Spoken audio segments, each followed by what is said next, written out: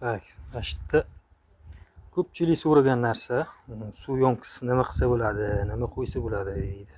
Bizlar mijozlarga doim mana shu narsani tavsiya qilamiz.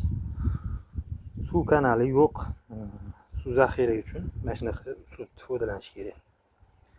Bu qanaqa desanglar, mana chuqur kavlangan, chetiga shlaka blok terilgan polностью. Ichini steyashka qilib, keyin gidroizolyatsiya surkib chiqiladi ichiga. Kraskasi bor o'zini maxsus. Simonga ham qo'shadigan, suv o'tkazib yubormaydigan narsasi bor. Uni qo'shiladi mana shu yerda. Endi bundan motor bilan tortib olinadi. Mana hozirgina montaj qildik. Ko'rayotgan bo'lsanglar, mana uchida обратный klapani bor. Mana ki yeri tagida tortib olib kirib ketilyapti. Ichkarida podvalda motor bemalol tortib, butun hamma yoqqa montaj qilsa bo'ladi. Xohlasa hojatxonaga, xohlasa ommonga, xohlasa oshxonaga. Mana shunaqa xizmatlar bo'lsa, murojaat qilarsizlar. Hammaga rahmat.